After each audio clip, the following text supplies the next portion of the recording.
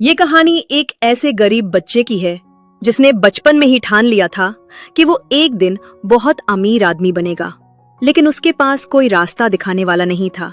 उसे अपनी मंजिल तक खुद ही पहुंचना था। कहानी की शुरुआत होती है विक्टर से, जो अपनी माँ और दादा के साथ बेहद गरीबी में जिंदगी गुजार रहा है। हालात तब और भी खराब हो जाते हैं जब विक्टर के दादा की नौकरी छूट जाती है।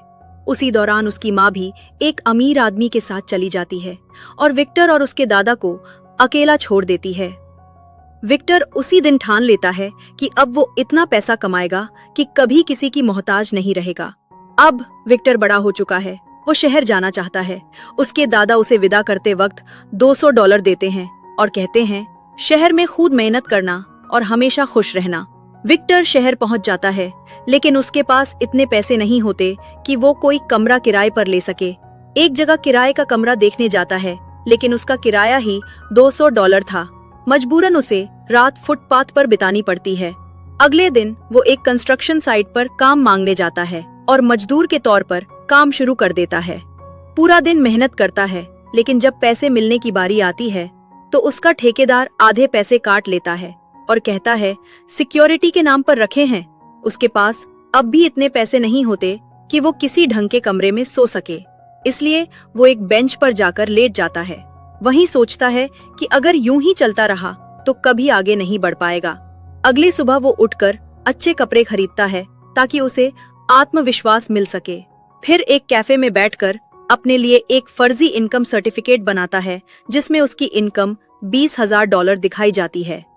अब वो एक रियल एस्टेट एजेंट से मिलने जाता है। एजेंट उसकी सादगी देखकर ज्यादा तवज्जो नहीं देती, लेकिन जैसे ही विक्टर उसे अपना इनकम सर्टिफिकेट दिखाता है, वो बहुत प्रभावित हो जाती है। वो विक्टर को एक प्रीमियम अपार्टमेंट किराए पर देने को तैयार हो जाती है, जिसका मासिक किराया $3,400 था। अब हर महीने $3,400 जुटाना विक्टर के लिए बड़ी चुनौती थी। फिर वो दोबारा उसी कंस्ट्रक्शन साइट पर जाता है जहां उसने पहले दिन काम किया था। वहां सभी मजदूरों को इकट्ठा करके कहता है, तुम एक रात के लिए $38 खर्च करते हो, लेकिन मेरे पास एक शानदार अपार्टमेंट है जिसमें हर सुविधा है। अगर तुम सिर्फ $40 दोगे तो बिना किसी डॉक्यूमेंट के रह सकते हो। बहुत सारे मजदूर तैयार हो जाते हैं। जब वे अपार्टमेंट देखते हैं तो बहुत खुश हो जाते हैं। विक्टर हिसाब लगाता है कि सारे खर्चे निकालने के बाद भी उसे हर महीने करीब $6,000 बचते हैं। अब वो और 10 अपार्टमेंट किराए पर ले लेता है और कमाई दिन दुनी रात चौगनी बढ़ने लगती है। लेकिन एक रात उसे खबर मिलती है कि उसके अपार्टमेंट में रहने वाले लोग आपस में बहुत बुरी तरह से झगड़ रहे हैं और अपार्टमेंट की हालत खराब कर दी है। जब विक्टर वहां पहुंचता है तो अपनी ही अपार्टमेंट की हालत देखकर हैरान रह जाता है। झगड़े की वजह से पड़ोसियों ने पुलिस को बुला लिया था। वहीं वो रियल एस्टेट एजेंट भी आ जाती है जिसने विक्टर को ये अपार्टमेंट किराए पर दिया था। पुलिस को देखकर डर के मारे विक्टर भाग जाता है। उसके साथ एक और आदमी भागता है जिसका नाम गैरी है। जब वो दोनों पुलिस से दूर पहुंचते हैं तो एक सुनसान जगह जाकर रुकते हैं। वहां विक्टर गैरी को अपनी अब तक की कहानी सुनाता है। गैरी को ये सब बहुत पसंद आता है। अब दोनों समझ जाते हैं कि अगर उन्हें वाकई अमीर बनना है तो उन्हें रियल एस्टेट के बिजनेस में उतरना होगा। वे एक नीलामी में जाते हैं जहां प्रॉपर्टी की बोली लग रही थी, लेकिन ज्यादा पैसे ना होने के कारण वे कुछ खरीद नहीं पाते। नीलामी से बाहर निकलते वक्त उनकी नजर एक आदमी गांठ पर पड़ती है। विक्टर उससे बात करता है और कहता है, हम तुम्हें कुछ पैसे देंगे, लेकिन अगले ऑक्शन में तुम्हें हमारी मदद करनी होगी। गार्डन में पहुंचकर विक्टर और गैरी को गार्ड एक अलग कमरे में ले जाता है। वहां पहले से कई और लोग भी प्रॉपर्टी खरीदने आए होते हैं, लेकिन गार्ड इन सभी को एक अलग रूम में भेज देता है और विक्टर व गैरी को उस कमरे में ले जाता है जहां असली नीलामी हो रही होती है। वहां मौजूद बाकी लोग किसी और कमरे में होते हैं और इन दोनों को सस्ते दामों पर बहुत सारी प्रॉपर्टी मिल जाती है। फिर अगली नीलामी में एक बहुत बड़ी डील आती है, एक 20 मंजिला बिल्डिंग जिसकी कीमत $3.5 लाख होती है। विक्टर के पास इतने पैसे नहीं होते, फिर भी वो बोली लगाता है और ये बिल्डिंग उसके नाम हो जाती है। शर्त होती है कि 7 दिन के अंदर पूरे पैसे चुकाने होंगे, वरना ना सिर्फ बिल्डिंग जाएगी बल्कि एक बड़ा फाइन भी भरना पड़ेगा। गैरी पूछता है, हम इतने पैसे कहाँ? विक्टर जवाब देता है, हम बैंक से लोन लेंगे। इसके बाद दोनों गैरी की एक दोस्त के पास जाते हैं जो बैंक में मैनेजर होती है। उसका नाम निकोल है। वे लोन मांगते हैं लेकिन उनके पास कोई वैध डॉक्यूमेंट नहीं होते। निकोल पूछती है, तुम्हारे पास सिक्योरिटी के तौर पर क्या है? विक्टर कहता है, हमारे पास एक 20 मंजिला बिल्डिंग है और हर फ्लैट की कीमत करीब $3 लाख है, यानी पूरी बिल्डिंग की कीमत $6 मिलियन है। हालांकि असलियत में वो बिल्डिंग इतनी कीमती नहीं होती, लेकिन निकोल को लगता है कि अगर उसने इतना बड़ा लोन पास कराया तो उसे प्रमोशन मिल सकता है। वो लोन पास कर देती है। इल्लीस।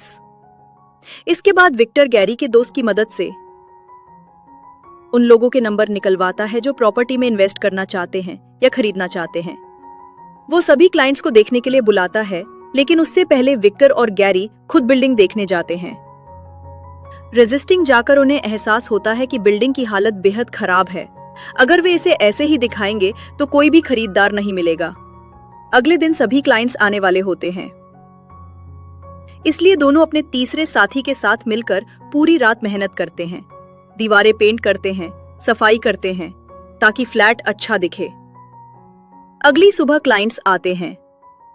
विक्टर और गैरी पूरे जोश के साथ उन्हें अपार्टमेंट दिखाते हैं। उनका आत्मविश्वास देखकर सब लोग प्रभावित होते हैं और डील पर साइन कर देते हैं। वहां एक बूढ़ा आदमी भी होता है जो कहता है, मैं अपनी पूरी जिंदगी की कमाई इस फ्लैट में लगा रहा हूं। विक्टर मुस्कुराकर कहता है, आप चिंता मत कीजिए, हम आपके साथ कोई धोखा नहीं करेंगे। धीरे धीरे सभी फ्लैट बिक जाते हैं और वे अच्छा पैसा कमा लेते हैं। साथ ही बैंक का लोन भी चुका देते हैं, जिससे निकोल को प्रमोशन मिल जाता है। हालांकि विक्टर और गैरी को अंदर से लगता है कि उन्होंने लोगों से झूठ बोला है। ये बात उन्हें थोड़ी देर के लिए गिल्ट देती है, लेकिन पैसों की चमक में वो सब भूल जाते हैं।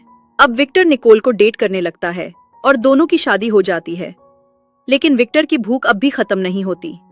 वो और बड़ा बनना चाहता है, इसलिए एक रियल एस्टेट कंपनी शुरू करता है। इसके लिए एक बार फिर निकोल की मदद से बैंक से लोन लेता है और आखिरकार एक बिलियनियर बन जाता है, जैसा उसने बचपन में सपना देखा था। अब वो एक बड़ा घर खरीदता है, अपने पिता को एक शानदार कार लग्जरी देता है और अपनी माँ के पास जाता है एक महंगा नेकलेस लेकर। वह उन्हें नीचा दिखाना चाहता है। माँ को देखकर वो कहता है, आपने मुझे और दांत को पैसों के लिए छोड़ दिया था। माँ सुनकर हैरान रह जाती है और कहती है, तुम्हें गलत फहमी है। मैंने तुम्हें और तुम्हारे दांत को पैसों के लिए नहीं छोड़ा था। जिससे मैंने शादी की उससे मुझे सच्चा प्यार था। वो उसका नेकलेस भी लेने से मना कर देती है।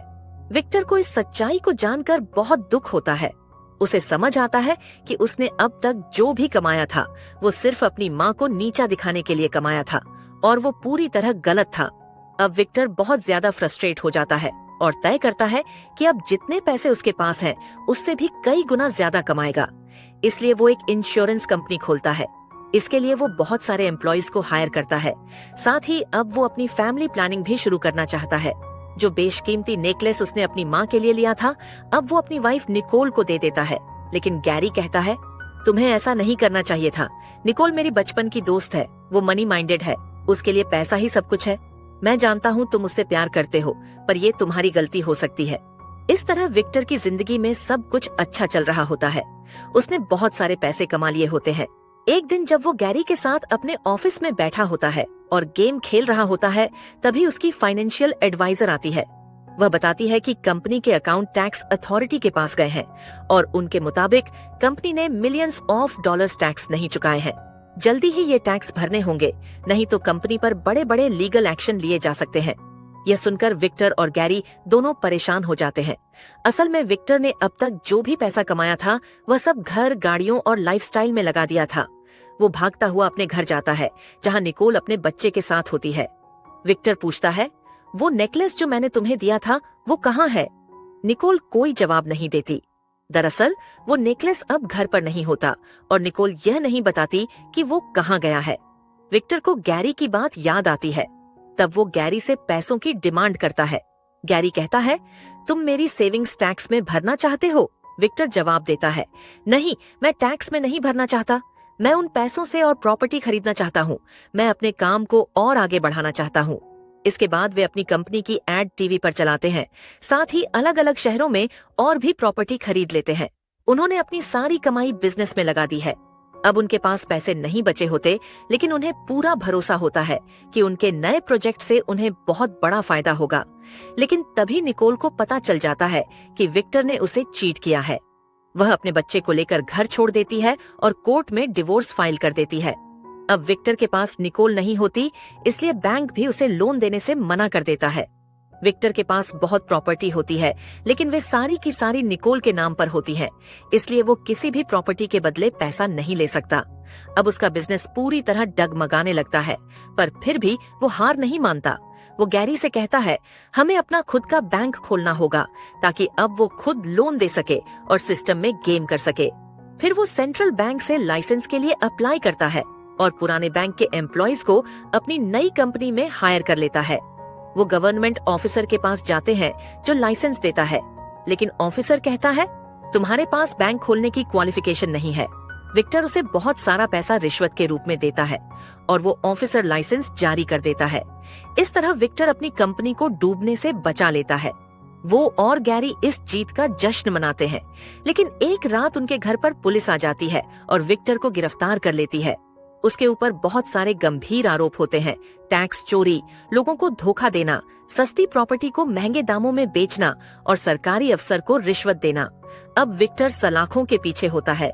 उसे कुछ समझ नहीं आता कि अब वो क्या करेगा। एक दिन उसके दांत का कॉल आता है। वे कहते हैं, मैं तुमसे मिलने आ रहा हूँ, लेकिन वे कभी नहीं आते। विक्टर कई दिनों तक उनका इंतजार करता रहता है। फिर एक दिन उसकी माँ उससे मिलने आती है। वह कहती है, जिस दिन तुम्हारे दांत तुमसे मिलने आ रहे थे, उसी दिन उनका एक्सीडेंट हो गया और उनकी मृत्यु हो गई। विक्टर ये सुनकर पूरी तरह टूट जाता है। अब उसके पास कुछ भी नहीं बचा होता। कुछ साल बाद उसे जेल से रिहा कर दिया जाता है। जब वह बाहर आता है तो उसकी एक्स वाइफ निकोल आती है। उसे विक्टर से कोई मतलब नहीं होता, लेकिन वो अपनी बेटी को उसके पिता से मिलवाने के लिए लाई होती है। इसके बाद विक्टर एक छोटे से अपार्टमेंट को किराए पर ले लेता है। एक दिन वहाँ गैरी का भेजा हुआ एक लेटर आता है, जिसमें लिखा होता है, मुझे यकीन है कि तुम अब भी एक शेर हो। तुम्हारे अंदर आज भी एक शेर का दिल धड़कता है। विक्टर घंटों तक बिस्तर पर लेटा हुआ इस बात को सोचता रहता है कि गैरी ने ऐसा क्यों लिखा। तभी उसे याद आता है कि एक बार गैरी ने उसे शेर का एक स्टैचू गिफ्ट किया था। वही स्टैचू अब भी उसके पुराने घर में है, जिसे सरकार ने सील कर दिया है। रात के अंधेरे में वो उस बंद घर में चोरी छुपे घुस जाता है और शेर के उस स्टैचू को हथौड़े से तोड़ता है। जब वह स्टैचू टूटता है तो उसके अंदर से वही नेकलेस निकलता है जो उसने कभी अपनी माँ के लिए खरीदा था, जिसकी कीमत लाखों में होती है। असल में वो नेकलेस निकोल के पास था ही नहीं। गैरी ने चुपचाप उसे चुरा लिया था और उस शेर के स्टैचू के अंदर छुपाकर विक्टर को गिफ्ट कर दिया था। गैरी को पहले से अंदाजा था कि अगर किसी दिन विक्टर की जिंदगी में बुरा वक्त आएगा तो निकोल उसका साथ नहीं देगी, और ठीक वैसा ही हुआ। अब विक्टर के पास वही कीमती नेकलेस है। अगली सुबह हम विक्टर को देखते हैं। वह अपने पुराने दिनों की तरह फिर से सड़कों पर चल रहा होता है। उसी वक्त उसकी नजर सामने सड़क पार करते हुए एक बुजुर्ग आदमी पर पड़ती है। ये वही बूढ़ा होता है जिसे विक्टर ने कभी $3 लाख में अपार्टमेंट बेचा था, जिसे उसने अपने पोते के लिए खरीदा था। विक्टर कुछ पल के लिए सोच में डूब जाता है। तभी उसके पास एक लड़की आती है और पूछती है, ऑक्शन कहाँ हो रहा है? विक्टर बिना कुछ कहे उसके साथ चल पड़ता है। इसका मतलब ये होता है कि विक्टर एक बार फिर से अपनी पुरानी जिंदगी की तरफ लौट रहा है। जिस रास्ते पर वो पहले चला था और जहाँ से उसने अपनी सफलता की शुरुआत की थी, उसी रास्ते पर वो फिर से चलने के लिए तैयार है। अगर वो उस बूढ़े आदमी के पास गया होता तो इसका मतलब होता कि उसे अपनी पुरानी गलतियों पर पछतावा है, लेकिन वो उसकी तरफ नहीं गया, वो ऑक्शन में चला गया। इसका साफ मतलब है कि विक्टर को अपनी पुरानी गलतियों का कोई अफसोस नहीं है और वो फिर से वैसा ही करने के लिए तैयार है जैसा पहले किया था। आपका इस बारे में क्या सोचना है? कृपया अपनी राय कमेंट बॉक्स में जरूर बताएं।